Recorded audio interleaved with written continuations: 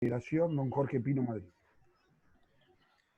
Hola, buenas noches a todos y a todas, a los técnicos, profesoras, profesores, jugadores de la selección, jugadores, a todo el mundo del voleibol que a lo largo del país se conectó en esta primera iniciativa que partimos con 100 técnicos, esperamos la próxima superar este número y armar el formato para ello, esperar que todos estén bien en sus zonas, en sus sectores, usted y su familia, en este mundo hoy día que tuvimos que reinventarnos y la federación no está ajena a eso, el voleibol tampoco, y en ese de reinventarse, el cuerpo técnico masculino ha querido comenzar esta primera iniciativa de armar esta charla con ustedes, un poco dando a conocer el trabajo que está haciendo en los trabajos de base de niños a lo largo del año en nuestra selección, todo lo que es el trabajo de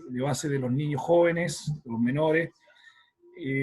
También dar a conocer cómo nacen las captaciones para traer jugadores y probarse, que es la inquietud de muchos, ¿ya? Y para ello se reunió el cuerpo técnico, encabezado por su head coach, Daniel Mehankin. Así que, nada, pues solamente primero desearles que estén bien y que esta va a ser una de muchas intervenciones de información técnica.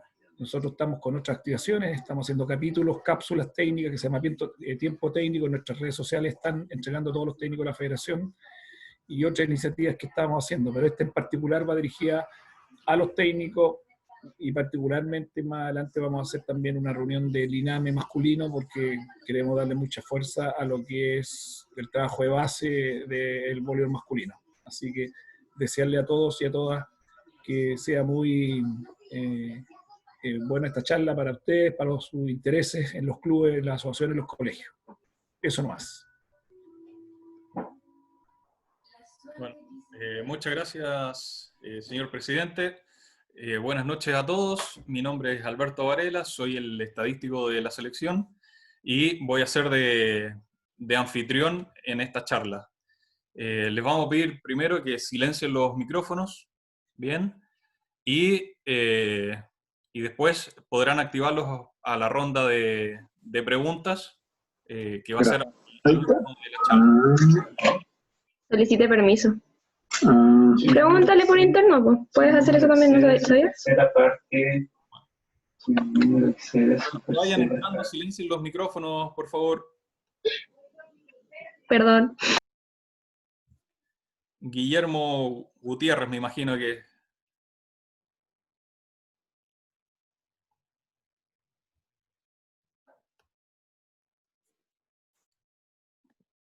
Bueno, acá les vamos a compartir una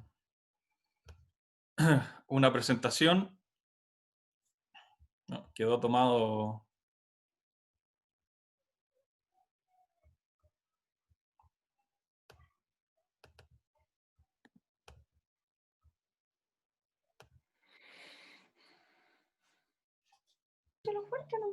Sí. Pero ellos van a escuchar ese, creo. Sí, estamos escuchando a Mac. ¿No te escuchan a ti? Sí.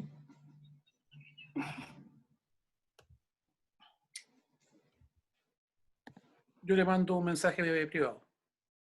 Ahí lo silencié. Perfecto.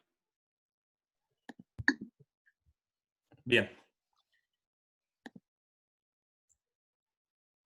Bueno, la idea de la charla, como decía el señor presidente, es dar a conocer un poco los criterios del trabajo en las etapas formativas de nuestra selección.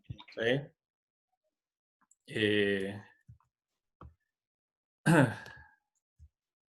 Para eso les presentamos el staff. ¿Sí? Tenemos a Daniel Nehamkin como head coach, a Rodrigo Urriola, entrenador sub-17, Alberto Varela, estadístico, Sebastián Cerda, preparador físico, y Giovanni Barbieri, kinesiólogo. Y de sub-19, entrenador Iván Villarreal, asistente Rodrigo Urriola y Cristóbal Orellana, estadístico Alberto Varela, preparador físico Sebastián Cerda y kinesiólogo Giovanni Barbieri. Después, el tema es captación en las selecciones de base, ¿sí? Y dejamos con ustedes, en la primera parte de la charla, al profesor Iván Villarreal. Muy buenas noches a todos. Es un placer poder estar acá con ustedes y poder señalar los criterios que tenemos con respecto a esta parte tan importante que es el inicio de la vida deportiva de nuestros jóvenes para sumarse a los trabajos de las preselecciones y posteriormente formar parte de las selecciones que representan a nuestro país en la competencia internacional. Primero, señalar que las convocatorias nacen por años de nacimiento. ¿Ya? La pasada convocatoria hicimos una bastante bien grande, donde citamos a jugadores nacidos en 2003 y 2004, y a otros para generar otro grupo de trabajo que iban de 2005 a 2007. Tuvimos también una convocatoria especial dentro de este momento que tuvo relación con incorporar e invitar a jóvenes que hayan nacido del 2000 al 2002 con una atención a la talla, a la estatura. Bien, también tenemos, aparte de estos momentos de las captaciones, tenemos una captación permanente que se tiene y se basa en la presencia de competencias escolares, ¿cierto? Donde también tenemos la posibilidad de aceptar propuestas de los profesores y entrenadores, de los jóvenes que consideren aquellos profesores que puedan sumarse, ¿cierto?, al trabajo de las preselecciones. Y pusimos ahí un elemento informal que tiene relación con la posibilidad del día a día, toparnos con un muchacho que tenga ciertas características que nos llaman la atención e invitarlo a que se integre, ¿cierto?, a las pruebas que podemos hacerle para que ingresen al proceso selectivo. Aquí hay una cosa muy importante que hacemos hincapié, que cada profesor y entrenador deben convertirse en captadores para sus clubes y también para la selección. Los criterios que nosotros tenemos en consideración, claramente la edad, ¿cierto? La estatura, el biotipo, obedece a requerimientos internacionales, nosotros competimos a nivel internacional y cada vez ese requerimiento es más visible y más excluyente también. Posteriormente este punto lo va a profundizar Cristóbal Orellana. También dentro de los requerimientos pueden destacarse los jóvenes por talento, ¿cierto? En virtud de envergadura, en alcance, en saltabilidad, en fuerza, en velocidad, en agilidad, en dominio de las técnicas y personalidad. ¿Ya? En ese sentido, si bien es cierto, tenemos un biotipo al cual queremos apuntar, no descartamos a aquellos jugadores que sin tener ese gran biotipo internacional nos pueden ayudar mucho en la fase de preparación y en la fase de aprendizaje de aquellos que sí tienen un biotipo importante. ¿Ya? Son jóvenes que salen de la normalidad, ¿cierto? Y ayudan mucho y están en la selección hasta que claramente sus habilidades permiten estar en estas preselecciones. Y por último, tenemos el criterio de experto, que tiene relación al criterio, a la idea y a la experiencia que podemos aportar desde el punto de vista de los entrenadores de la selección frente a ciertas características que nos parecen importantes que tengan que tener un jugador, desde el punto de vista, independientemente del biotipo, o también desde el punto de vista de su personalidad y de cómo se comportan en este tipo de pruebas. Bueno, ahora para hablar de parámetros mundiales, vamos a dejar al profesor Cristóbal Orellana. Les quiero recordar que silencien los micrófonos, ¿sí? Y que las preguntas van por el chat, así que pueden ir escribiendo sus preguntas desde este momento. Adelante, Cristóbal. Gracias. Nuevamente, buenas noches a todos y a todas. Los voy a introducir un poquito en el tema que hablaba Iván Villarreal, que es el tema de los biotipos internacionales. Hay dos gráficos que son los mundiales pasados, y los mundiales analizados fueron el Mundial de Bahrein del 2017 y el Mundial de Túnez del 2019.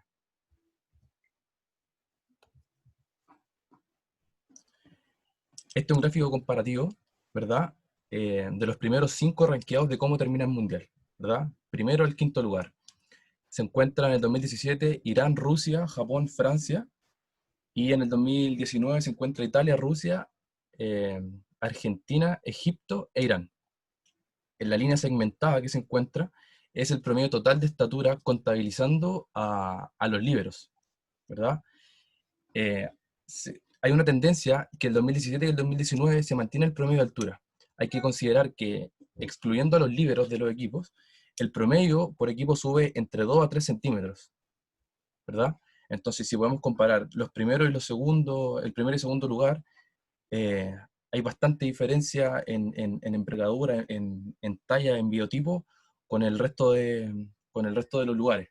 Acá tenemos a Chile el 2017, con 1,91 m, casi 4 centímetros por debajo del promedio total de ese mundial. Y tenemos en el promedio a Chile con 1,89 m en el último mundial de Túnez, donde Chile no participó, ¿verdad?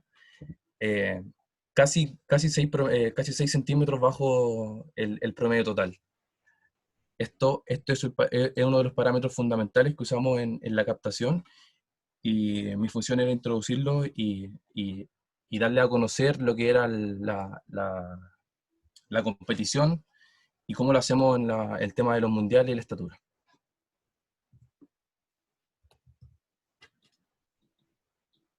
Acá está la participación mundialista de Chile.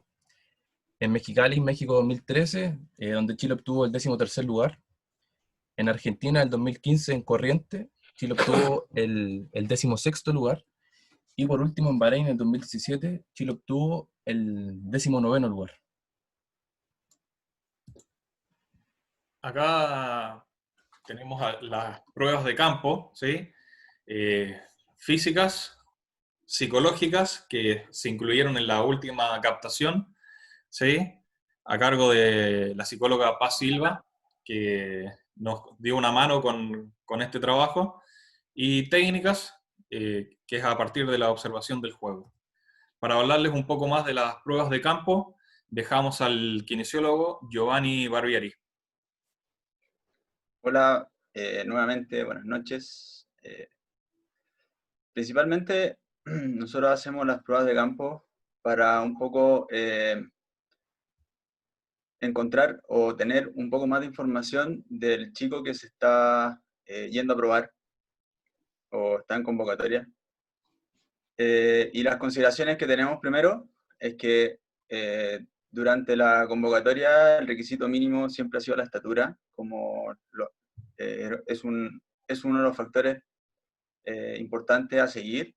Las pruebas físicas están enfocadas en encontrar características específicas que nos permitan decir que el jugador va a seguir desarrollándose en el deporte de una manera que nosotros esperamos, y como dice el último punto, entrega información específica del jugador. Si el jugador viene con una capacidad básica o de potencia, o es veloz, etcétera, como van a salir las pruebas en la siguiente diapositiva.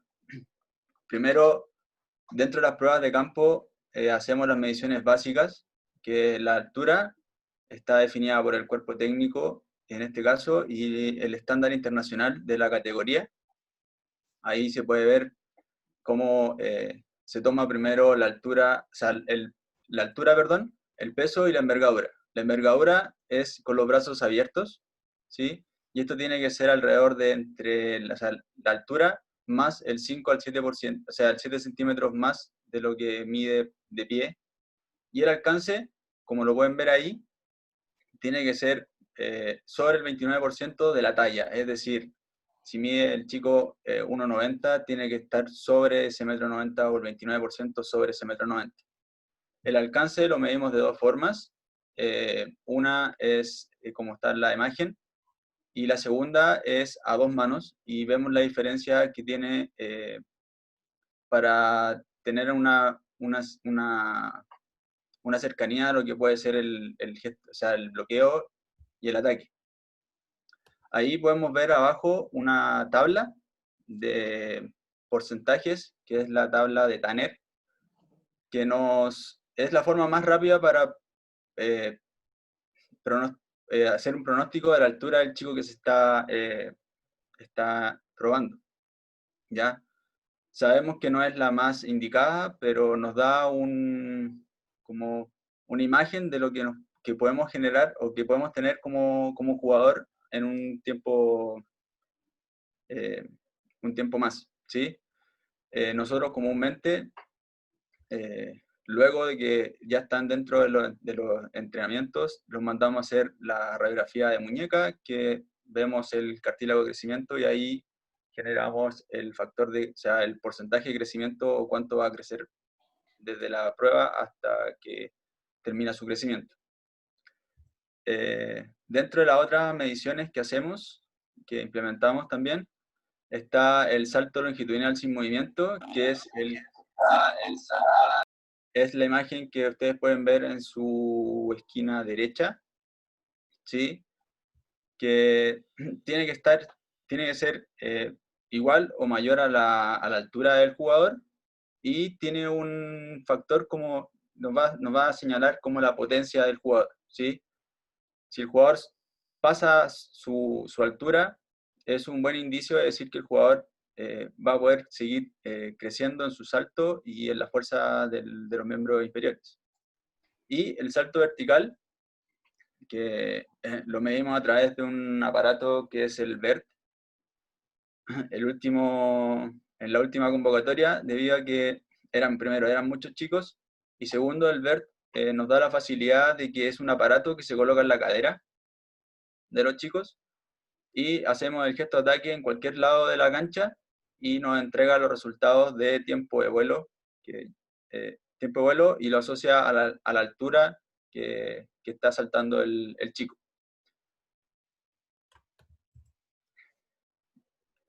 Un poquito más físicos, tenemos el T-Test, que es el que está en el centro de la diapositiva, que es un test de velocidad. Comúnmente en el vóley se hace el de 9 metros, que es ir y volver, pero encontramos apropiado hacer los desplazamientos laterales también, por eso agregamos el T-Test. El T-Test tiene se mide por segundos, tiene una tabla de parámetros que nos va a decir si es rápido o no es rápido. En su lado izquierdo de la pantalla encontramos el Side Hop Test, que en kinesiología nosotros lo ocupamos mucho para estabilidad de rodilla y de tobillo. Este test se mide también por segundos, por número de repeticiones por un tiempo determinado, y nos va a dar la imagen de cómo viene estable de miembros inferiores, ¿sí? Tanto de tobillo como de rodilla. Entre más bajo es el número de contactos que tiene por fuera de las líneas, más inestable es el chico, ¿sí? Y el Seca Quest, que es el que está al lado derecho, es un test de estabilidad de miembro superior, de brazos, que al igual que el Side Hop Test, se mide por número de contactos entre sus manos, por un tiempo determinado, y nos va a dar, a través de una fórmula, nos va a dar un porcentaje de estabilidad o inestabilidad de los miembros superiores. Allí puse un ejemplo de dos chicos que pudimos evaluar la última convocatoria que tuvimos. Si el pronóstico habla sobre, según Tanner, ¿cierto?, el porcentaje de crecimiento que va a tener durante su evolución o su crecimiento fisiológico, ¿sí? El alcance que aparece ahí es el alcance que generan a dos manos, ¿sí? Por lo tanto, el alcance a una mano podría ser un poco más alto. El T-Test se mide por tiempos y las notas son buenas, muy bueno y malo. Nosotros el año pasado le pusimos 5, debido a que el T-Test se mide en población un poco más deportiva, por así decirlo, y los chicos le ponemos nota de 1 a 5, donde hay un chico que es mucho más rápido que el otro. Entre el 3 y el 4 hay mucha diferencia. En la envergadura, si se dan cuenta, el chico de abajo tiene mayor alcance, o sea, está dentro de los parámetros que uno está buscando. Y si se dan cuenta, en el salto longitudinal, el chico de abajo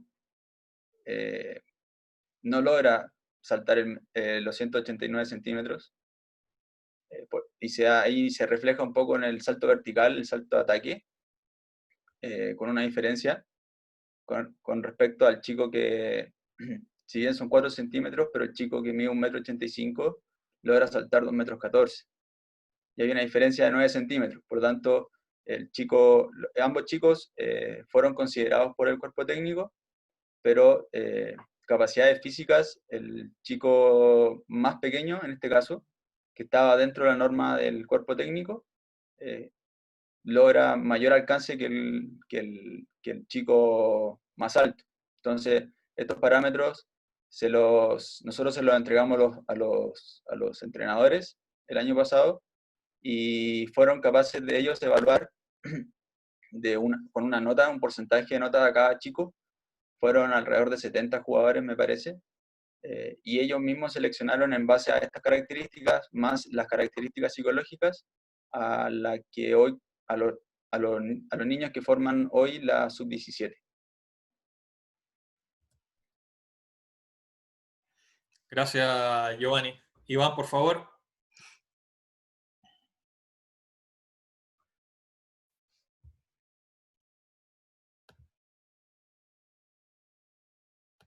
Profesor, está muteado.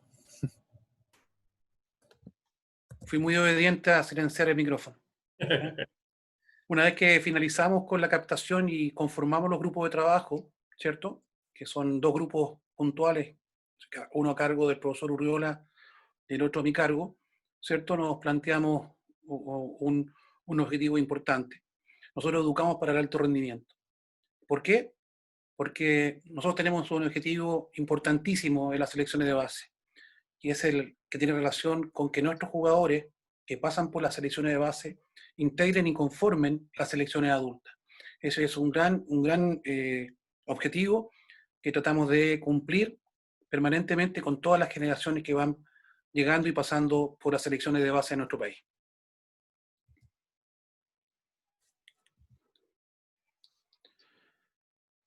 ¿Cómo hacemos esto? Educar para el alto rendimiento, ¿cierto? Tenemos que tener una permanente convivencia con la exigencia. ¿Ya? Los niños tienen que estar preparados para saber que dentro del trabajo selectivo, del trabajo de base, también existen exigencias que van desde el compromiso, ¿cierto?, hasta el desarrollo de sus potencialidades. Tenemos que también desarrollar la tolerancia a la frustración, porque dentro de toda esta dinámica de desarrollo también existe el error, ¿cierto? Pero el error lo tenemos que ver como una herramienta de crecimiento, de educación, no como una que nos signifique que los niños deserten o que tengan, lamentablemente, un tiempo corto en la selección. Esto significa también desarrollar el grado de superación, de compañerismo, ¿cierto?, de responsabilidad, de respeto por todos los acuerdos que se pueden tomar y normas que se establecen en la convivencia diaria, ¿cierto? Este punto importante, no renunciar al proyecto, hacerlos permanentemente parte de este proyecto que es de las selecciones de base. Los objetivos los compartimos con los grupos para que entiendan y se comprometan con el proyecto y el desafío de mejorar, ¿cierto? Y también esto conlleva un compromiso individual con el aprendizaje continuo. Esto lo vemos como un grado de excelencia que tiene relación al máximo desarrollo de las potencialidades que cada jugador pueda aportar al trabajo de la selección. ¿Qué hacemos con los jóvenes? Para la redundancia, entrenamos, ¿cierto? Tenemos contenidos, tenemos actividades, utilizamos métodos de entrenamiento. Estos son de carácter analítico, sintético, globalizados, y también lo más importante dentro de esta estructura son las competencias, tanto preparatorias como fundamentales.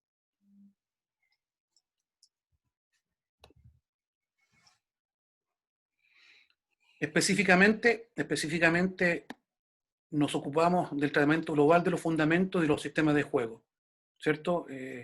La otra vez me hicieron una pregunta que era lo más importante dentro de los tratamientos de la selección de base, y yo respondí lo mismo. O sea, trabajamos integralmente todos los fundamentos y todos los sistemas. Estamos formando tenemos que asegurar un aprendizaje base sólido que nos permita orientar la especialización del joven, modificando su rol a partir de datos específicos. ¿Qué quiere decir esto?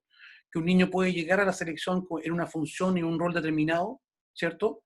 Y su convivencia con el trabajo y con la necesidad de la preselección y sus características pueden darnos una modificación de su rol, de su función. Puntualmente pasó esto con Matías Banda. Matías Banda, cuando ingresó al proceso de preselecciones, él venía con la intención de ser jugador de punta receptor. Y en función de sus características, ¿cierto? Y de las potencialidades que tenía, se decidió cambiarlo de rol y bueno, actualmente es el armador principal de la selección adulta. Esto para fortalecer la idea de la modificación de los roles a partir de datos específicos. Dentro de lo que hacemos con el aprendizaje técnico-táctico, tiene mucho valor la corrección, ¿cierto? La ejercitación analítica, las ejercitaciones sintéticas globales, donde la técnica aplicada, ¿cierto?, a la situación de juego nos da el desarrollo de la táctica, utilizamos el juego y las competencias para desarrollar aún más a nuestros jugadores.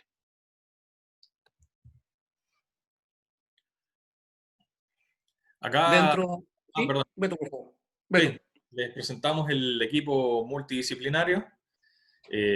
Preparación física, el señor Sebastián Cerda, en kinesiología Giovanni Barbieri, que ya lo escucharon. En estadística estoy yo, Alberto Varela, nutricionista.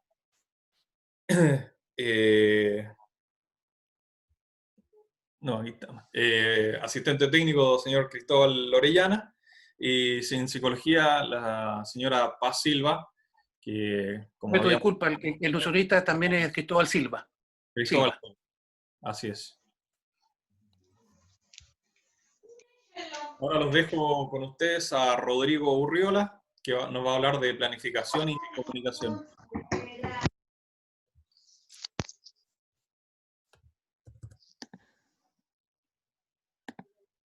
Hola, buenas noches, esperando que todos estén bien. Me toca un poquito tocar el tema sobre la comunicación, importantísima desde nuestro punto de vista, entre el club, los colegios y la selección. Nosotros organizamos nuestros años en 3 grandes partes, donde vemos un periodo preparatorio que generalmente, esto es en un año normal, entendemos todos que lo que estamos viviendo ahora nos ha sacado un poco de la normalidad, pero la rutina que seguimos nosotros año a año es en los meses de verano, trabajamos todo nuestro periodo preparatorio a través de concentraciones, ya sea cuando se da la posibilidad de hacerlo fuera en regiones, o si no, trabajando solamente en el SEO, con doble turno, con preparación física, para poder mantenernos así entrenando durante todas las vacaciones. Después viene un periodo precompetitivo, que es el que ya retomamos una vez que comienza el año escolar, que es en marzo, abril y mayo, donde intentamos tener giras y torneos por invitación. Y después ya viene un periodo de competencia, que son el segundo semestre para estas categorías, en donde participamos en sudamericanos, copas panamericanos o mundiales, dependiendo paso a paso lo que vamos clasificando. Generalmente son sudamericanos año por medio y copas panamericanas año por medio. Están los Juegos Bolivarianos también, y intentamos participar de todas las ligas nacionales, desde la A3, que comienza a principio de año, hasta la A2 y la A1, terminando a fin de año con los equipos adultos. Y tenemos un periodo de transición en el mes de diciembre, donde aprovechamos de evaluar tanto técnica como tácticamente. También vemos la parte física y también renovamos las metas año a año que nos vamos trazando.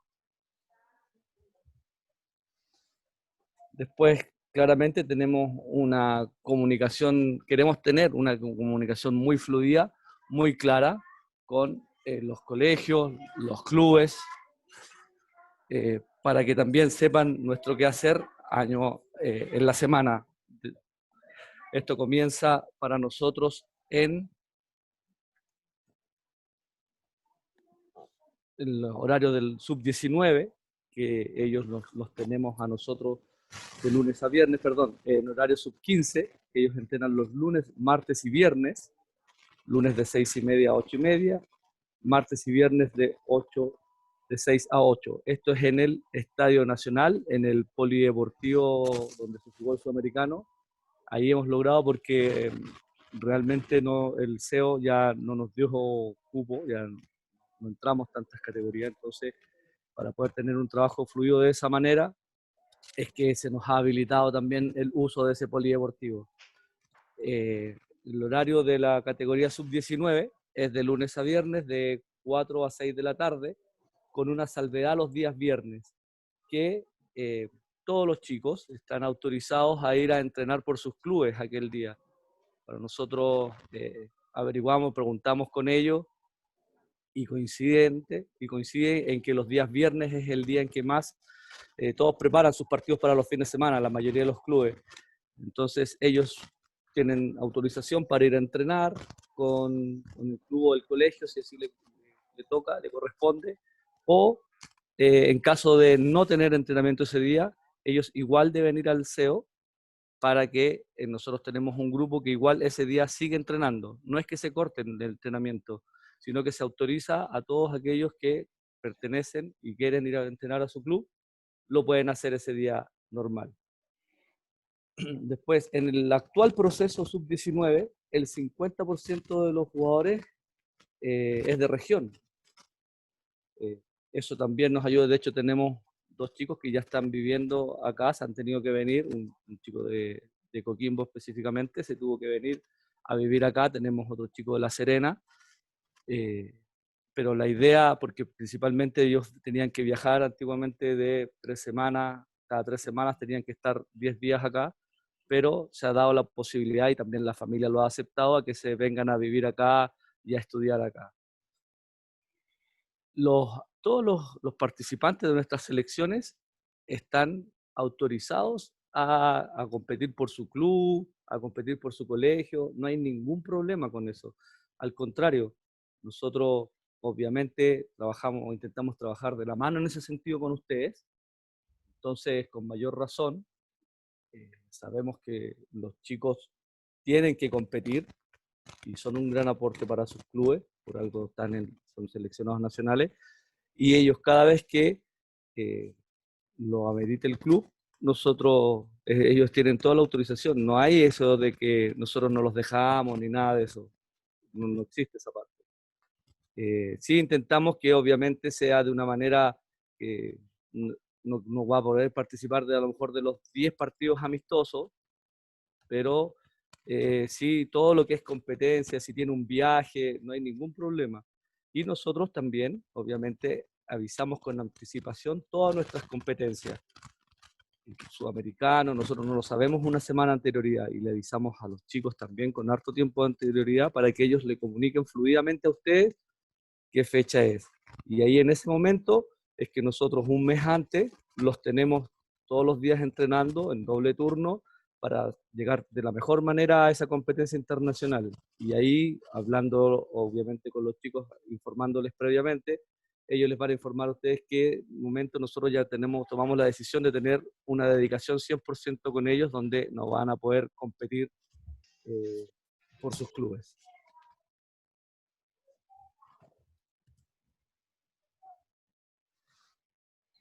Ahí está lo que yo les explicaba recién. Los horarios de las preparaciones físicas para ellos se van adaptando a los horarios de los jugadores. Hay algunos que pueden llegar antes y hacen su preparación física antes, y hay unos que van llegando, lo hacen después del entrenamiento. También se produce que hay algunos jugadores que entrenan por 2 categorías. Entrenan con la sub-19 y sub-21, entonces tienen que acomodar los horarios para poder entrenar también con la preparación física, que para nosotros es un punto fundamental. Los jugadores lesionados, que principalmente lo ideal es que si se lesionan en la selección, son atendidos por nuestros kinesiólogos. Ellos vienen a su consulta en el mismo horario de entrenamiento. Si no pueden entrenar, son atendidos ahí por el kinesiólogo para ir avanzando con su lesión.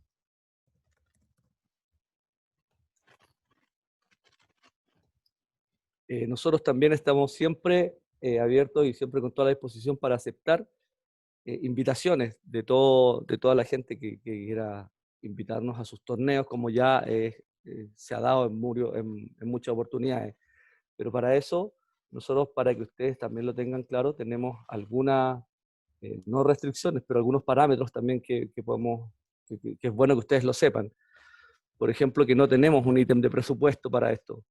No, si alguien nos invita y nos dice ya tiene un costo el torneo, nosotros no vamos a poder ir, porque no tenemos el dinero para ir a participar. Fuera de Santiago necesitamos el alojamiento completo.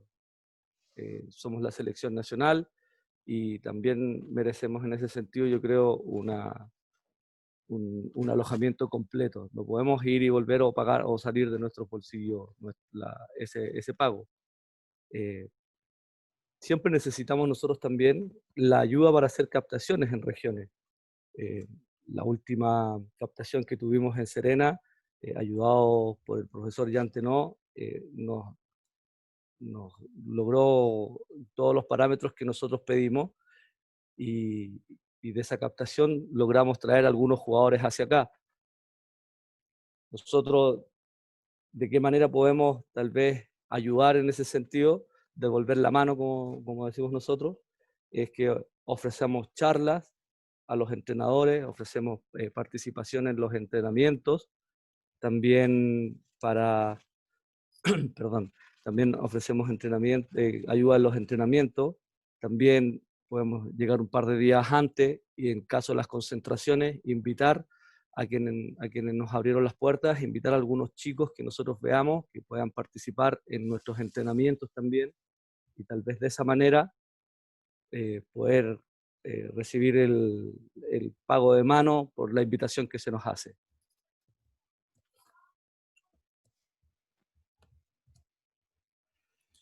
Gracias, Rodrigo. Ahora dejamos a Sebastián Cerda, que nos va a hablar sobre la preparación física. Perfecto. Bueno, buenas noches a todos. Avanza nomás, Beto. Vale. Una vez hecha la captación, realizadas las pruebas de campo que describió Giovanni, tenemos que entender que la labor principal del preparador físico nace y se estructura dentro de un gimnasio, ¿sí? Para esto, la labor de cualquier preparador físico, independiente de la categoría en la que esté, es saber a ciencia cierta cuáles son las demandas físicas, técnicas, tácticas, psicológicas, y él verá en qué área se desempeña. En este caso, la variable que nosotros más tocamos como preparadores físicos directamente son las demandas fisiológicas, ¿sí? Dentro de esto nacen diferentes pruebas o evaluaciones que hacemos dentro del gimnasio, ¿sí? Las evaluaciones de zona medio de estabilidad central, las evaluaciones de fuerza, las evaluaciones funcionales y las evaluaciones de saltabilidad. Nos sirven como complemento porque no son nuestra área directamente. Las evaluaciones antropométricas, ahí trabajamos directamente con los nutricionistas, y las evaluaciones de campo que se hacen en el periodo de captación, ¿sí? Dale, Beto. Perfecto. Dentro del análisis de las demandas del deporte tenemos que tener claro cuáles son las características fisiológicas de este o el espacio temporal en el que el deporte se sitúa, ¿verdad? Lo que ustedes ven adelante son dos gráficos de descripción de tiempo total saltos totales por cada set, y si no me equivoco, en el segundo gráfico, saltos según el rol que tenga cada jugador, ¿sí? Vemos, por ejemplo, en el gráfico 2, señalado en la imagen, como los armadores y los centrales son los que más saltos realizan por set, ¿sí? A diferencia de las otras posiciones. Y en el gráfico derecho, vemos la cantidad de saltos según el rol, ¿sí? Saltos de armado para el armador, saltos de armado para el opuesto, etc. ¿Sí?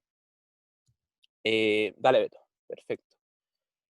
Entendiendo los gráficos anteriores, podemos analizar que, según como dice la tabla del gráfico 3, en un partido de 5 sets, el armador salta en promedio de unas 110 a 130 veces, 140 veces, dependiendo del partido, ¿sí? Y sigue siendo el jugador que más salta. Otra cosa es hablar de la intensidad de ese salto, pero tenemos que definir el salto como el despegue del suelo, prácticamente, y que indique un tiempo de vuelo determinado, ¿sí?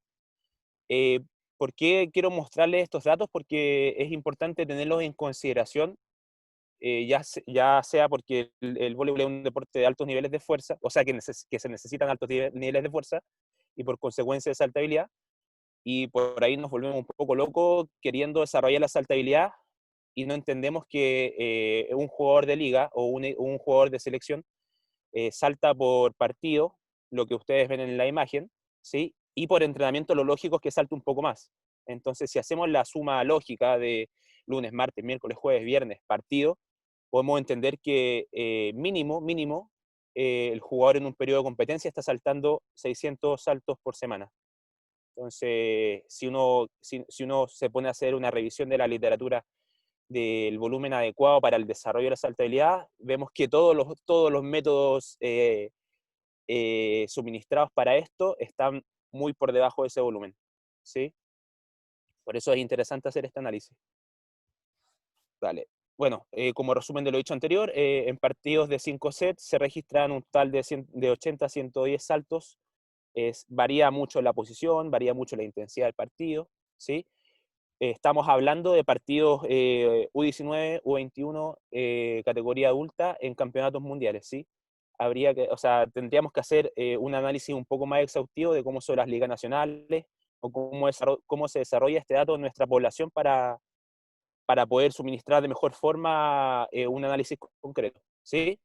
Y lo principal aquí es entender que cada un segundo de tiempo efectivo se registran 4 segundos de pausa.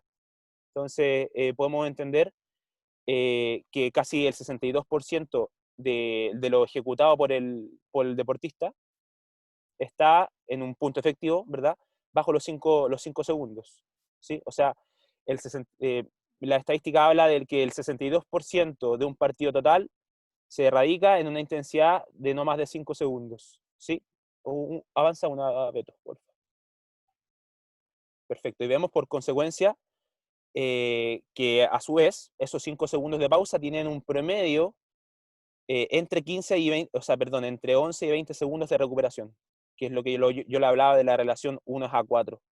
Esto es súper importante entenderlo porque muchas veces pensamos que al hacer circuitos de trabajo intermitente, de alta intensidad, o sea, no entendiendo esto y derivando la intermitencia a zonas quizás un poco más aeróbicas, los intermitentes largos que se les llama, tenemos que entender que estamos en zonas muy diferentes a las zonas que queremos quizás abordar en un partido, o a las zonas que queremos mejorar. Si al final tenemos que entender que el voleibolista no registra valores de V2 máximo elevados, ¿sí? Sino que el V2 máximo es una prueba general que se realiza fuera de temporada para ver un estado de forma nomás. Pero no es determinante en el rendimiento. Eso es lo más importante que hay que entender con estos gráficos. Vamos a la siguiente. Perfecto. Dentro de las evaluaciones que nosotros hacemos en el laboratorio, se podría decir, ¿sí? En el gimnasio, ocupamos mucho la saltabilidad con diferentes metodologías. Vemos en la primera imagen una aplicación que cualquiera puede descargar en un teléfono, ¿sí? La MyJump se llama. Un programa de análisis biomecánico como el Kinovea, y las alfombras de contacto clásicas. Bueno, aquí es una marca en específico que es la que yo manejo, la ChronoJump, pero hay muchas, ¿sí? En la imagen vemos en la práctica cómo calculamos la altura de salto según el tiempo de vuelo. ¿Se escucha bien? Sí, perfecto. Vemos 3 pruebas de laboratorio, podríamos decirlo, que nosotros tomamos siempre. La primera prueba, darle un avance, es el squat jump. Se valora, como dice la literatura, la fuerza contráctil, ¿sí? No debiese haber un contramovimiento, no debiese haber utilización de energía elástica de por medio. Perfecto. La segunda prueba, avanza un poquito, Beto, porque va dándole play a los videos a medida que vaya avanzando. La segunda prueba es el salto con contramovimiento. Como su nombre lo dice, existe un contramovimiento por medio, se asimila un poco más a la técnica de bloqueo, sin la utilización de brazos, ¿sí? Y aquí sí vemos reflejado el elemento elástico más la fuerza contráctil o la capacidad del músculo de ejercer tensión. ¿Sí? Perfecto. Y el tercer salto es el que denomina la literatura como Abalakov. Dale, Beto. Es el mismo salto que el CMJ, la mecánica es la misma, pero ahora se le agrega la utilización de los brazos. Por lo cual uno pudiese entender que hay cierta ayuda o el salto de la Abalakov tiende a ser, según la literatura, un 10-15% mayor al salto sin brazos. Eso es lo normal. ¿Sí? Puede pasar que ese índice se vea un poquito disminuido, pero eso ya va más detallado en el análisis que quiere hacer cada preparador físico o técnico en este caso. También evaluamos el CMJ unipoal, que no lo puse en el video porque no tenía ningún registro de eso. ¿Sí? ¿Cómo analizamos estos datos? Importante tener en cuenta que cómo se mueve la población general dentro del vóley, ¿sí? Con los valores de saltabilidad. ¿Sí? Esta es una revisión que hice el año pasado de la literatura y mezcla la mayor cantidad de estudios posibles dentro del análisis del vóley competitivo. ¿Sí? Tenemos Liga Eslovena 1, Liga Eslovena 2, Liga Belga, Selección Española, tenemos la Selección Juvenil de Chile, que fueron datos que tomamos el año pasado, ¿sí? Y así como ustedes pueden ver. Vemos que los datos que mayor relevancia tienen son el salto con contramovimiento y el salto con brazos, ¿sí?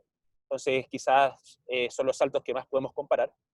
El squat jump, por eso lo ocupamos a veces, no siempre lo evaluamos. Yo personalmente lo evalúo en momentos específicos de la planificación, en un periodo de fuerza, saliendo de un periodo de fuerza, etc. Pero su valor no me es muy referencial durante un periodo de liga largo, por ejemplo. Vemos en qué población se tomaron los datos, el peso y la edad, para ver si podemos si podemos comparar estos datos con respecto a la realidad que hoy día tiene la selección menor. ¿Sí? Vamos, Beto. Perfecto. Uy, eso se ve. Y ahí se ve cómo evaluamos en la práctica. ¿Sí? Este es un jugador de la categoría sub-19. Vemos la primera evaluación el 11 de noviembre de 2018 hasta la fecha. Y cómo va subiendo los niveles de saltabilidad evaluación a evaluación. ¿Sí? Vemos que la última no decidí evaluar squat jump porque no estábamos dentro del periodo que yo le pudiese denominar ganancia de fuerza. Me interesaban los otros valores. ¿Sí? Dale. Bueno, ahí lo que les decía sobre los datos con los que más podemos jugar para comparar y en los datos que más me puedo fijar según la comparación anterior. Vamos. Dale, Beto. Eso. Dentro de las evaluaciones funcionales o más cualitativas, evaluamos diferentes movimientos derivados de los patrones básicos de movimiento por su consecuencia. ¿Sí? Tenemos la sentadilla de arranque, que es una prueba de la batería de test del FMS. No ocupamos el FMS completo, no predecimos lesiones con esto, solo queremos ver cómo se desarrolla el patrón de movimiento, cómo se desplaza la rodilla por sobre el tobillo, para ver cómo está la articulación del tobillo en cuanto a movilidad, ¿sí? Cómo se comporta la cadera en rangos maximales, para ver por ahí si hay un acortamiento en la cadena posterior, cómo se comporta la cintura escapular, para ver principalmente su movimiento. Siempre hablemos de movimiento como dinámico, ¿sí? Perfecto. Después tenemos la prueba de sentadilla unilateral, principalmente la ocupamos para evaluar la estabilidad del glúteo medio, cómo se comporta la musculatura de la cadera en general, si los aductores están muy activados, cosa de que la rodilla se vaya un poco hacia adentro, etc. Son pruebas, como les dije, de carácter cualitativo, pero que le damos ponderación, ¿sí? Movilidad de la cadena posterior, que se complementa con la sentadilla de arranque. Vemos, como su nombre lo dice, el grado de movilidad o de activación de la cadena posterior, principalmente el isquiotibial, ¿sí? El test de Thomas para ver cómo se comporta el cuádriceps, la banda iliotibial, etc. Y la dorsiflexión del tobillo. Todas estas pruebas que les acabo de mencionar tienen un fin súper claro, que es que podamos realizar la preparación física de la manera más cómoda, sin perturbar patrones de movimiento básico, que son los que más trabajamos en el gimnasio, como la sentadilla, los empujes, las tracciones, ¿sí? Porque hay que entender que si le suministramos carga a un patrón de movimiento que está modificado o que se encuentra alterado por alguna disminución de rango, sobreactivación en algún segmento, vamos a favorecer una lesión por sobre la mejora de la fuerza, que es lo que buscamos en todo momento, ¿sí? Algunas pruebas de zona media que evaluamos junto con Giovanni, es una parte del protocolo McGill, ¿sí? La prueba de flexor de tronco en 60 grados, en isométrico, al fallo, ¿sí? Es un test de resistencia de la zona media, ¿sí? Modificamos la prueba de planchas laterales por una plancha lateral también, pero sin asistencia del tren superior. Y la prueba modificada de Sorensen, para ver cómo están la cana posterior, cana anterior y las canas laterales, ¿sí? Como resultado general de esto, podemos obtener el grado de resistencia muscular, asimetrías de un segmento con otro, acortamiento en las pruebas funcionales y activación o inhibición de cierta musculatura, ¿sí? Vamos, Beto. Perfecto, evaluamos y ahora tenemos que tener claro qué hacemos con lo que evaluamos, ¿sí? Como dijo el profesor Iván al inicio de la charla, nuestro fin principal dentro de la planificación en toda la categoría sub-19, si bien es con la idea de clasificar a los mundiales, ¿sí? Es que nuestros jugadores lleguen de la mejor forma o podamos poner el mayor número de deportistas posibles en la categoría adulta. Para esto tenemos que pensar un poco más a largo plazo y no centrarnos como objetivo principal la clasificación en un evento específico, el rendimiento en un evento a corto plazo, ¿sí? Para esto tenemos que entender que el desarrollo de la fuerza se basa, o el rendimiento deportivo, cuando de fuerza hablamos, se basa en 3 parámetros principales, o en una pirámide, que lo quise definir así mejor. Primero, el desarrollo de la hipertrofia, o de la estructura, mejor dicho, ¿sí? Posterior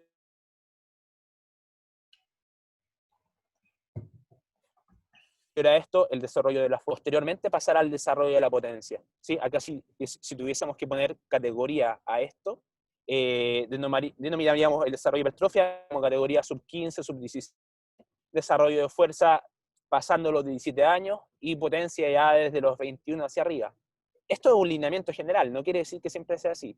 Cada deportista es individual y esta pirámide que yo le estoy hablando se tiene que adecuar a cada deportista, ¿sí? Por su edad biológica más que por la cronológica. Dentro de la planificación tenemos que entender que dicho el desarrollo de la fuerza o descrito el desarrollo de la fuerza, en el desarrollo del macro tenemos que, o nosotros ocupamos por lo menos 3 mesociclos, microciclos, como le queramos mencionar. Yo los denomino fases, ¿sí? Entender primero la fase elemental o la fase base, ¿sí? La fase de adaptación. La ocupamos cuando el deportista viene de las vacaciones, cuando recién empezamos el periodo de entrenamiento con ese deportista. No dura más de 3, 4 semanas y hasta ahí llega la adaptación. O microciclos quizás específicos después de un viaje, después de una competencia, después de una liga duradera, etc. Después de la fase de adaptación pasamos a la fase de carga o la fase de desarrollo, donde busco desarrollar cualquiera de las 3 habilidades o de cualidades que yo les acabo de nombrar, ¿sí? Y como posterior tenemos el meso, microfase, lo que sea, yo le denomino fase de competencia, ¿sí? Que es donde busca poner a punto las cualidades físico-técnico-tácticas y del deportista, ¿sí? Entender el desarrollo de la hipertrofia, espera un poquito, Beto, que tengo que aclarar algo ahí. Entender el desarrollo de la hipertrofia no solo como el desarrollo de masa muscular, sino que como el trabajo de descompensaciones. Esto viene muy de la mano con el área kinésica. Descompensaciones propias del deporte y descompensaciones propias de la edad a la que está viviendo nuestro jugador, ¿sí? Nos está pasando que cada vez nos vamos enfrentando a mayor sedentarismo fuera del deporte. Entonces eso repercute en cierto grado de lesiones. Hoy por hoy nuestros deportistas, como están más tiempo en casa, han demostrado acortamientos en ciertas zonas que antes no demostraban acortamientos. Esto es claramente indicador de que están más tiempo sentados, están más tiempo acostados, etc. ¿Sí? Y el fin elemental, el principal, siempre es ganar la fuerza. Para eso tenemos que entender cómo hace el desarrollo de estructura y sobre todo la pubertad e inicio de la adolescencia. Porque el desarrollo de la fuerza por vías neurales toca en categorías posteriores, como dije anteriormente. ¿Sí? Dale, Beto. Bueno, la imagen que ustedes ven adelante es en lo que estamos hoy. Ven que en la tercera fila tenemos evaluaciones cada un mes. ¿Sí? Nos tocaron evaluaciones hace poco. Perdón, nos tocan evaluaciones la próxima semana. Vemos la intensidad relativa a la que estamos trabajando. No trabajamos más arriba de un 70% de un RM si quisiéramos prescribir la carga así. No prescribo la carga personalmente con un porcentaje del RM, pero sí es necesario entender en qué zona estamos. Para eso se ocupan otros parámetros un poco más subjetivos, pero que son bastante útiles. ¿Sí? Perfecto. Dale. Bueno, Seba, muchas gracias. Y Vale, gracias. les dejo a Rodrigo Urriola, que quería hacer una acotación. Adelante, Rodrigo. Sí, olvidé un detalle muy importante para nosotros, es que en nuestras categorías sub-17 y sub-19, cuando son invitados a campeonatos, torneos, por todo eso, no jugamos con equipos de nuestra misma edad. Siempre jugamos con un equipo de edad mayor, obviamente para que nos ayude y poder sumar una mayor exigencia para estos chicos. Es por eso es que en todo campeonato que nos invitan, siempre aceptamos cuando son de una categoría más grande a la nuestra. Eso es, Beto. Muchas gracias. Gracias, Rodrigo. Bueno, ahora les vamos a hablar un poquito de las estadísticas aplicadas al vóley. Y esto ya es más un poquito metiéndonos en el trabajo de la preselección y no tanto en la captación. ¿Sí? Recordemos que el principal objetivo de esta charla es hablar de la captación, pero como un tema que se trabaja en las selecciones. Vamos a hablar de estadística. Conceptos claves, que para nosotros es recontra claves, y sobre todo en la etapa formativa la estadística es un medio, no un fin. ¿Qué quiero decir con esto? Que la estadística no es determinante, ¿sí? La estadística no nos dice qué hacer, no nos dice a quién cambiar, a qué jugador queda, a qué jugador no queda. Es una ayuda, como es la preparación física, la kinesiología, ¿sí? La psicología, ¿ya? Siempre la última opinión y la última decisión la tiene el entrenador, ¿ya? Con su feeling y sus conocimientos, ¿sí? ¿Se puede basar en la lectura de la estadística? Sí, pero siempre la idea final es el concepto del entrenador, ¿bien? Después, un tema muy común en las categorías formativas es el error. Nosotros como entrenadores creo que cometemos un error al meternos siempre en el error del jugador, decir, uy, este que está errando, ¿por qué erra tanto?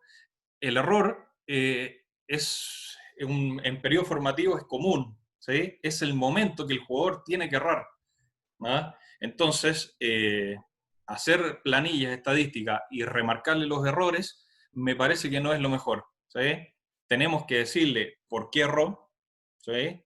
Si técnicamente o tácticamente lo hizo mal, pero más allá de eso no, ¿sí? Y me ha pasado que en muchas charlas me dicen cómo llevo datos en periodos formativos.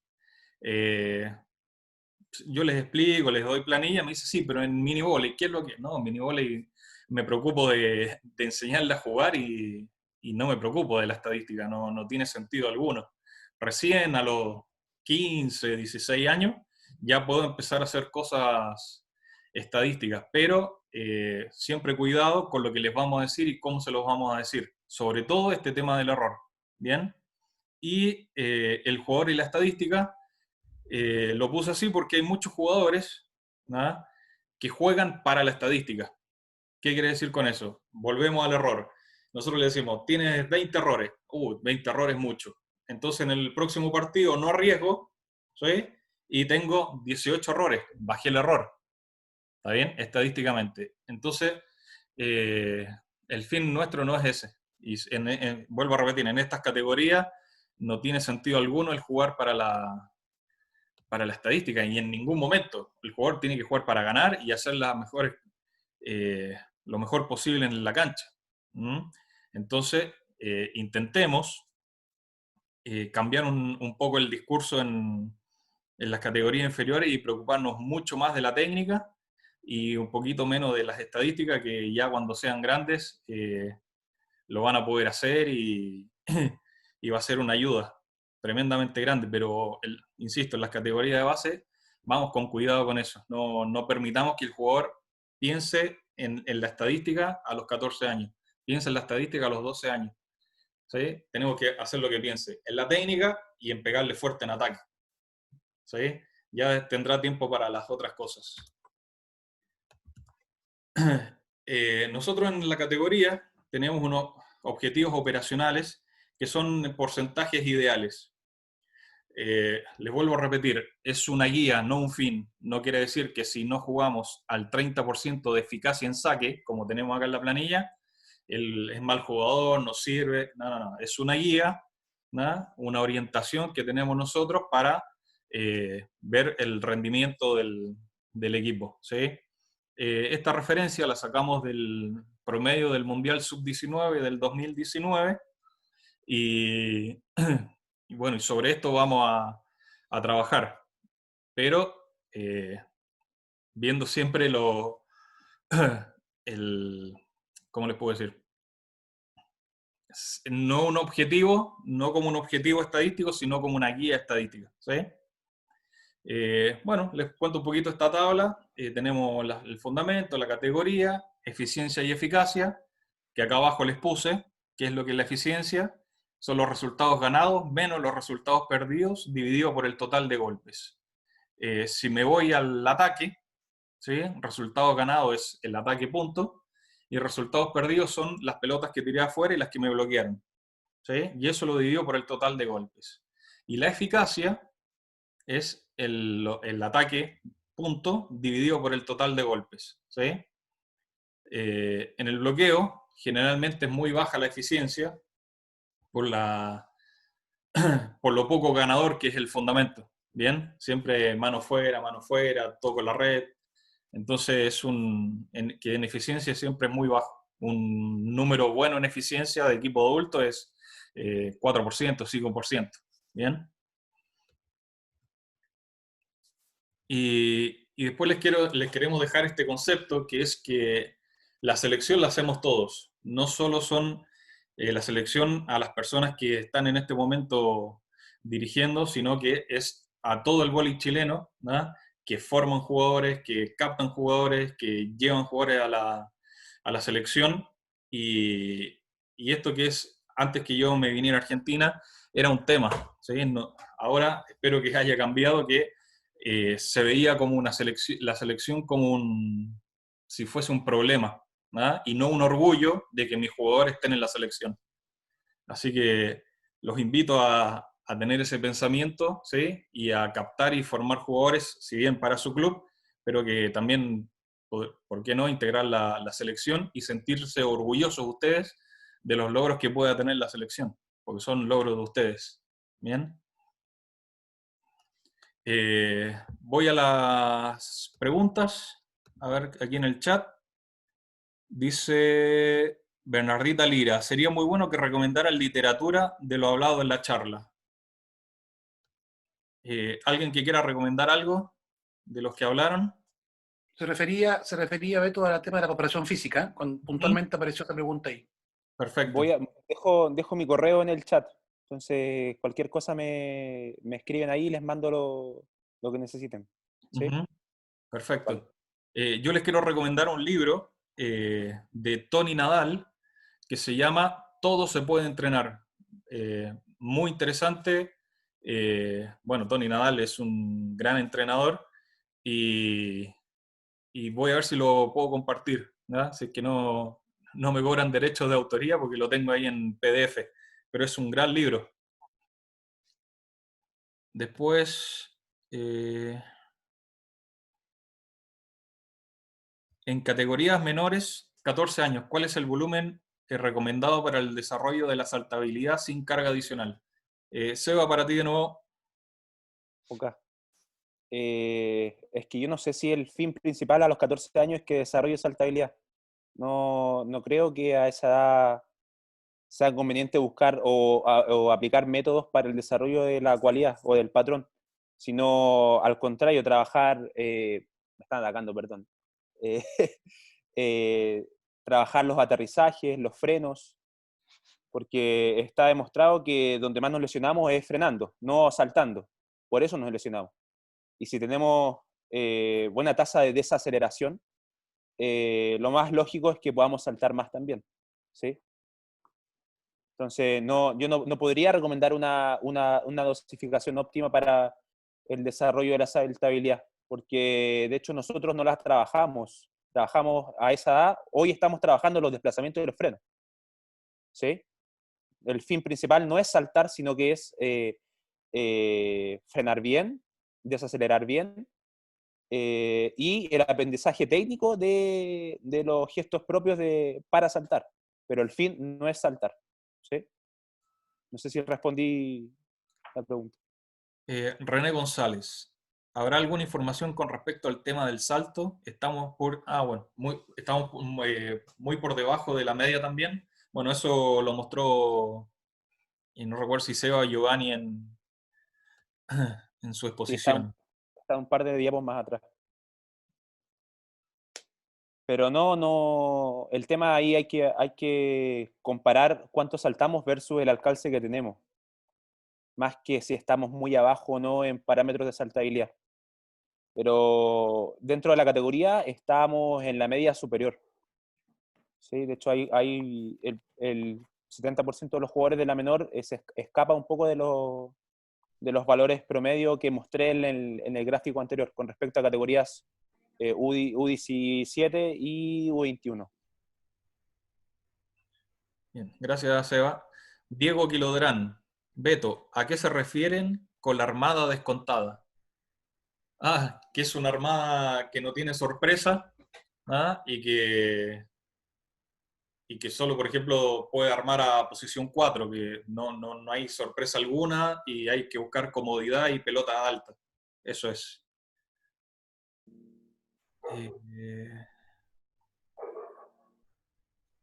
Coach Jonah, un poco de la proyección que tienen como selección. ¿Cuáles son los objetivos que tienen entendiendo el tema que ahora vivimos? Iván. Sí, bueno, no es una novedad que todo este proceso y esta problemática mundial de la pandemia ha repercutido y ha afectado toda la realidad y el día a día de las personas. Y la selección y los clubes y los colegios no han sido ajenos a esta problemática. Nosotros tenemos objetivos bien claros con la categoría sub-19, puntualmente. ¿Cierto? Este era un año de sudamericano y por ende un año de clasificación, de posibilidad de clasificación al mundial. ¿Ya? Estamos tratando de mantener todos los parámetros físicos con los entrenamientos que están diseñados por Sebastián, para que una vez que podamos retomar el trabajo, nuestros jugadores se reincorporen en la mejor forma posible. Si bien es cierto, esto nos va a disminuir un tanto la forma deportiva, porque es un tiempo que no hemos podido entrenar la técnica ni la táctica, ¿cierto? Pero una vez que podamos retomar el trabajo, tendremos que utilizar el tiempo que tengamos a nuestra disposición para trabajar la mejor forma posible, ¿cierto? Va a depender mucho también estos objetivos de que disponga la autoridad deportiva nacional e internacional. Hasta el momento, la recomendación es que los sudamericanos se jueguen en el primer trimestre del 2020, también pudiendo hacerse en abril o mayo, ¿ya?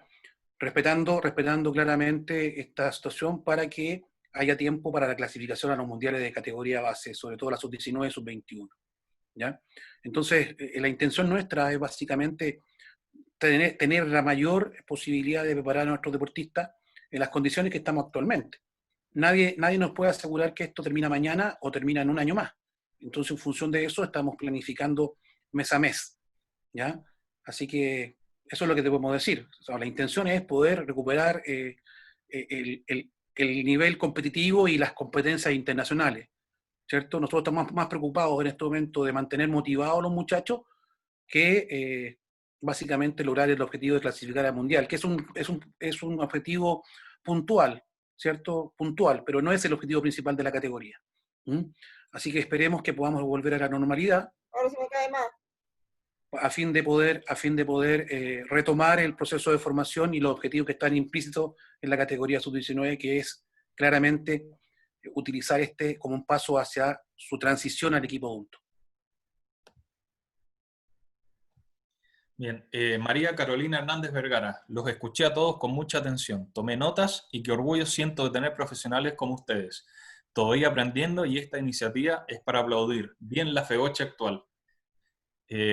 Bueno, profe, muchísimas gracias y en lo personal me siento muy honrado de que esté escuchándonos en la charla.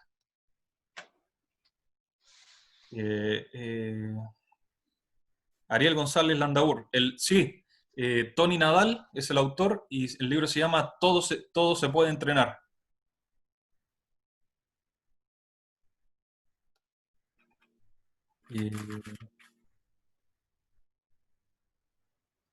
Después dice, la semana o semanas de descargas bajan volumen, intensidad, ambas en lo físico. ¿Seba? Es dependiente de lo que se esté trabajando. Yo soy partidario de bajar drásticamente el volumen, pero no la intensidad. Pero hay diferentes técnicas, esa ocupo. Ahora, no la ocupo tanto con los chiquillos, porque hoy solo estamos haciendo la parte física. Entonces, la próxima semana tenemos la primera semana de descarga desde que comenzó la cuarentena, ya llevamos 3 meses. Entonces, no me rijo mucho por esos parámetros. Voy viendo cómo van las evaluaciones subjetivas, los cuestionarios subjetivos, que sí ocupamos mucho, y según eso veo cuándo los suelto y cómo los soltamos. Pero generalmente disminuimos mucho volumen, no así intensidad. Bien. Para Daniel Nehankin, como ya tenemos una base de datos y trabajo, ¿se va a impartir seminarios, capacitaciones para entrenadores y clubes en formación? A ver, ¿cómo? ¿De nuevo? Dice, como ya tenemos una base de datos y trabajo, ¿se van a impartir seminarios, capacitaciones para entrenadores y clubes en formación? Lo de las capacitaciones es algo que estamos viendo. Estamos con la intención de hacer algunas capacitaciones vía Zoom. Estamos buscando la vuelta de cuál es el interés, el mayor interés de los entrenadores chilenos. Tenemos un proyecto que es parte de la federación y que el cuerpo técnico también está muy interesado, es en hacer clínicas por, ¿qué hago con el celular, por roles. Tony? Y yo, ¿qué hacemos con ¿Te el escuché, celular? Daniela? Silenciamos. Exacto. Que son clínicas por roles. Eso es algo que tenemos ideas hace No mucho. escucho nada. El tema es que, bueno, que ahora que todo lo que tenemos que hacer lo tenemos que adaptar a esto nuevo y objetivamente estamos trabajando en eso. Bien. Bernardita Lira, ¿puedes silenciar ¿Te puedes silenciar, por favor? Que de acá no me deja. Bien. Germán dice, ¿no considera la nutrición? Me refiero a guía en nutrición deportiva específica, ya que en lo que expusieron la hipertrofia es muy importante para luego sacar potencia. Seba. Sí, trabajamos con un grupo de Nutris. De hecho, el contacto es constante. Y lo nombraste al inicio. El profesor Iván dio la corrección del nombre que no está en esta charla, pero sí trabajamos con 2 nutricionistas que llevan al 100% de los jugadores. Bien. Para Iván, ¿existe algún manual de la selección que puedan bajar a los clubes para que todos enseñar con el mismo formato? Nosotros damos bastante libertad a los clubes. Los clubes tienen potestad frente a sus desarrollos y a sus realidades. Si bien es cierto, existen capacitaciones que permiten básicamente orientar un poco el trabajo de base, pero nosotros confiamos plenamente y la verdad que vemos con la intención de invadir el trabajo de los profesores, ¿ya? Para eso la federación ha tenido, desde que llegó el actual head coach, y antes cuando estaba Hugo Jáuregui, ¿cierto? El hecho de estandarizar y ordenar el tema de capacitación, ¿ya? Así como se instauró como primer curso el mini volley, y después, bueno, los niveles 1, 2 y 3 de entrenador nacional.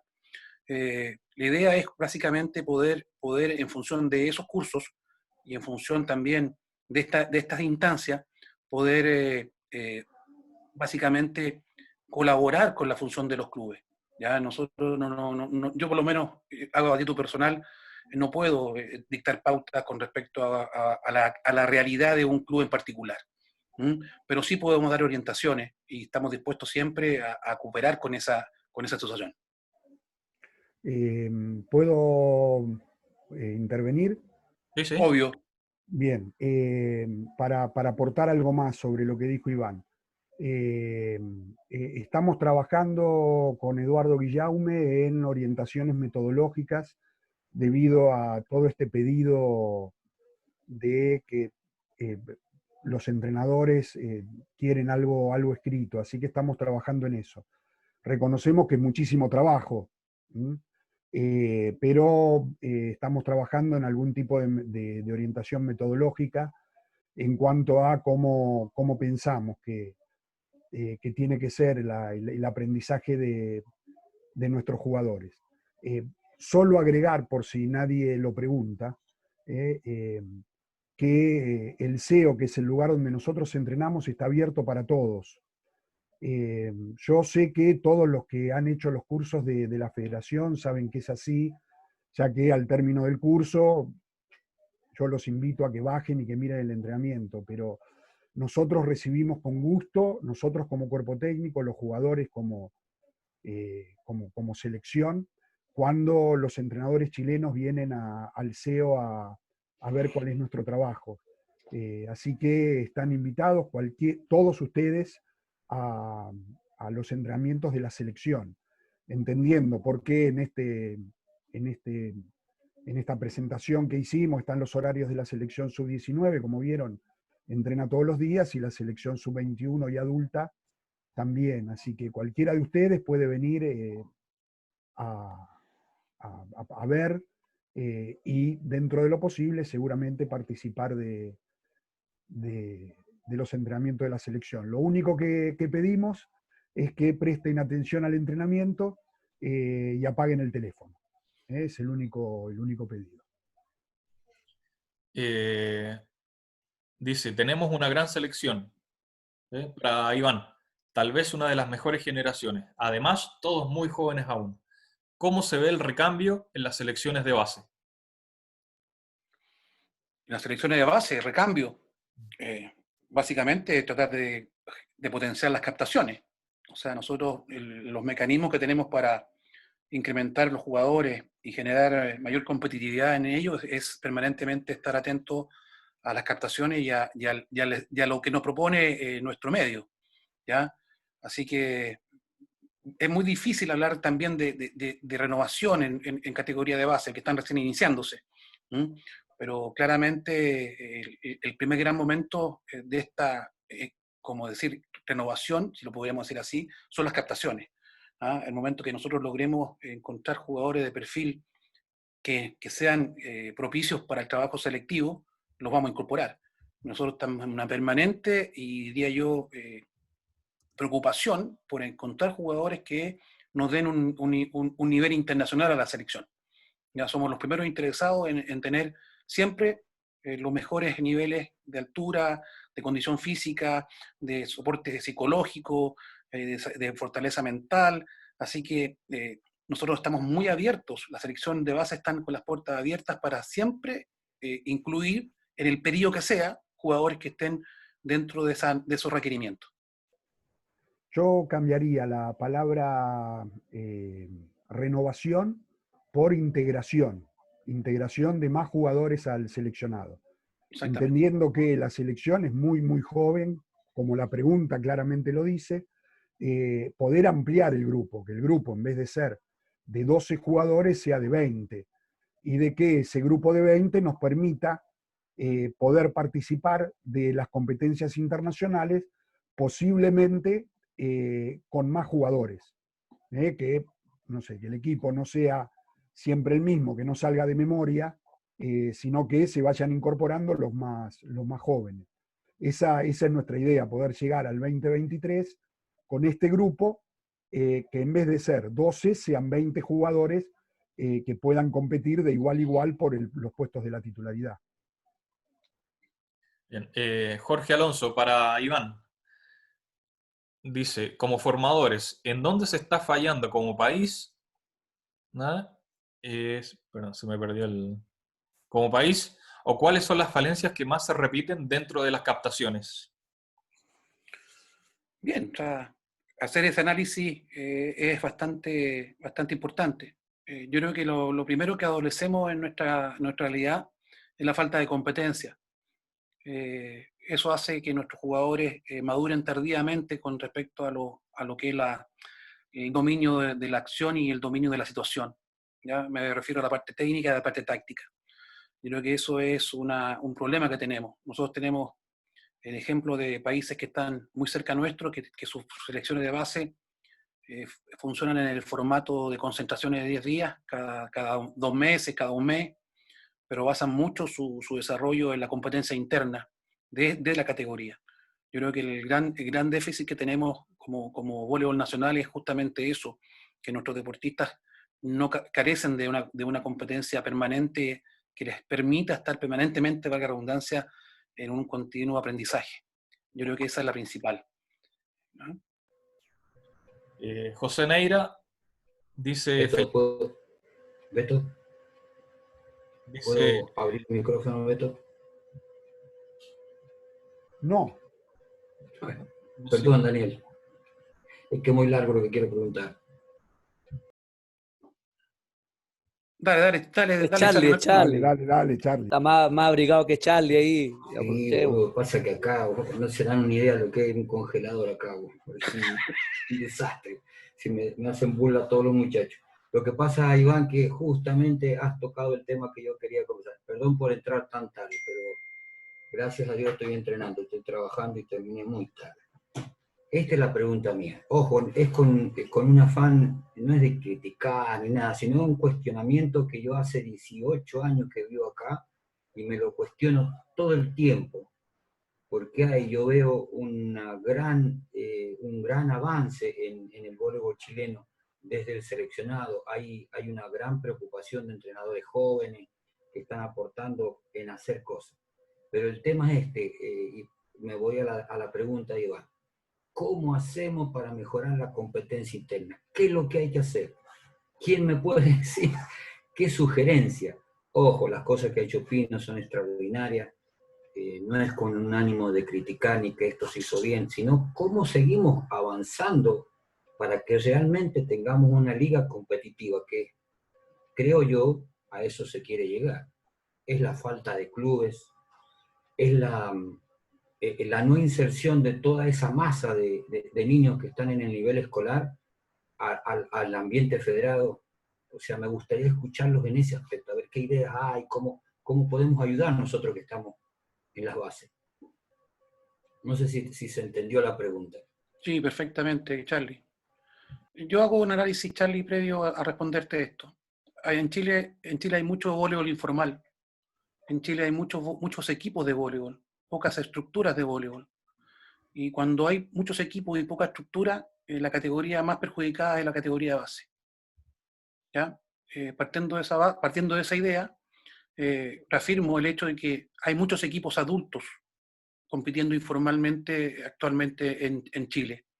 Tú donde vas hay una liga informal, hay jugadores adultos, casi seniors, que juegan hasta 2 o 3 partidos por diferentes clubes, ¿cierto? Estoy hablando de lo informal, ¿cierto? y básicamente se focalizan los equipos más en ese tipo de público que en el desarrollo de los clubes que pudieran ofrecer un espacio a aquellos jóvenes y niñas que están en edad de formación. Eso es una cosa, ¿ya? Y lo otro, puntualmente, es fortalecer el trabajo de las asociaciones. Yo tengo una visión bien particular. La federación hace bastante esfuerzo con respecto a la conducción del voleibol nacional, pero aquí también hay una responsabilidad de las asociaciones que tienen que activar y reactivar sus actividades para fortalecer la competencia interna de cada asociación, ¿ya? Esto no es una mirada negativa, pero sí es una evaluación que yo hago desde el punto de vista de mi larga, diría yo, data relacionada al voleibol chileno, ¿ya? Y no quiero caer con que eso de que tiempos antiguos eran mejores, porque me parece un signo de vejez que todavía no quiero demostrar, pero antiguamente sí se competía más y con menos asociaciones que estuviesen afiliadas a la federación, ¿ya? Entonces, creo que es importante tomar carta en el asunto desde el punto de vista de la orgánica de cada asociación y fortalecer sus competencias, ¿ya? Podemos tener muchas ideas, podemos proponer, quizás, como un momento escuché por ahí, una competencia de interasociaciones, que fortalezca el voleibol y la competencia en diferentes categorías. Podríamos empezar a exigir, que por ahí también puede ser un punto, que los equipos de Liga 1 tengan formación y tengan equipos de base para poder participar en la Liga 1. Pero cuando uno empieza a normar mucho, genera muchos anticuerpos y genera rechazo. Entonces, creo que hay que tener mucha ponderación con respecto a lo que uno puede proponer como estrategia de desarrollo. No sé si Chichón tiene algo más que aportar. No, primero que yo pienso que se mejoraría mucho si todos los partidos de inferiores fueran a 5 sets. Primera cosa, ¿no? Dejar de jugar a 3, sea en el colegio que en las asociaciones. Primera cosa, ya jugaríamos 2 sets más. Después, claramente, es más fácil en las zonas pobladas como Santiago que al sur o al norte del país. Es mucho más difícil que yo diga, como dijo Iván, yo soy uno de los que está tratando de impulsar un gran torneo de interasociaciones en la región metropolitana, sea adulto, que sea de inferiores, proponer esto en Arica o Punta Arenas para caer en un lugar común es complicado. Pero sí, yo sé que hay en algunos lugares, como no importa, en algunas ciudades, donde hay solo 2 equipos y tienen 20 jugadores buenos, 10 en cada uno. Por ahí, si esos jugadores se separasen, podrían formar 6, 8 equipos y la competencia sería mejor. Lo único que nos va a hacer mejorar es jugar entre nosotros. Es lo único que nos va a hacer mejorar. No hay mejora si no se juega, porque no se aumenta la motivación si uno no juega todo el tiempo, gane o pierda. Yo creo que en la región metropolitana hay que hacer un gran torneo de interasociaciones, sea adulto que de inferiores, digamos. Si cada club afiliado tuviera la obligación de tener inferiores, aunque sea un equipo, dentro de 2 años tener 2 equipos, dentro de 3 años tener ya sub-14, sub-16 y sub-18, para el 2026, 2028, todos los clubes tendrían todas las categorías. De esa manera tendríamos cuadruplicado la cantidad de jugadores y sin duda cuadruplicado la cantidad de partidos. Bien, Gonzalo Infante Grandón, en algún momento se planteó la idea, con posterior implementación, de centros de entrenamiento regional que desarrollaban trabajo de selección descentralizado. ¿Se ha planteado alguna consideración respecto de esa estrategia? Sí, estamos en tratativas con el IND, el Ministerio del Deporte, en hacer centros regionales, como ahora hay uno en la región metropolitana, hablo del masculino, ponerlo también en algunas regiones. Estamos trabajando en eso. Se llama Promesas Chile. Cambia el nombre, pero sigue más o menos lo mismo. Estamos intentando recuperar todos esos centros regionales. Bien, también los quiero invitar que sigan las redes sociales de la Federación. Para los que no sepan, se están subiendo programas, ¿ya?, que se llama Tiempo Técnico, y son tips técnicos, tácticos, de preparación física, estadística, para que los vean. Para los que preguntan sobre las capacitaciones online, eso es una manera de poder acercarnos a ustedes de manera más fácil por las redes sociales. Hacían una pregunta del trabajo psicológico, ¿cómo el soporte psicológico que estamos haciendo en este momento? Los jugadores en las distintas categorías están haciendo reuniones con una psicóloga que trabaja con nosotros hace tiempo, tratando simplemente de ver cómo sobrellevamos esta pandemia que nos está destruyendo la cabeza. Tratamos de seguir conectados con los jugadores, hablando de cuáles son los objetivos y tratando de tocar temas puntuales. La psicóloga está un poco encargada de eso, de ver cómo sobrellevan la universidad o el colegio, que la carga también es mucha, y cómo poder equilibrar todas las actividades que tienen. Bueno, y la última pregunta para Iván, Mirko Bonasic. ¿Qué importancia tiene el Aliname de varones, ¿no?, me imagino en la categoría sub-19? En el sentido de la captación, perdón. Sí, perdón. En el sentido de la captación.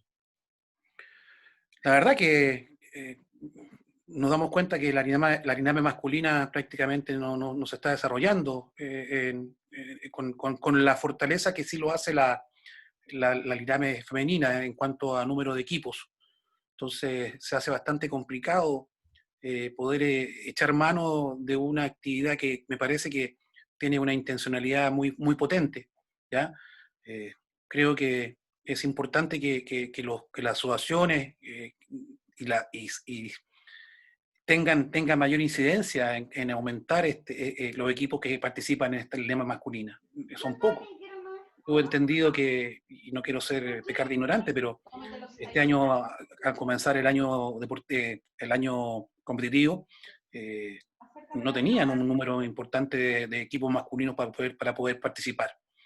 Y eso es lamentable, porque es una instancia que es claramente de desarrollo. Y ahí nosotros también podríamos tener y echar mano del material humano que existe ahí.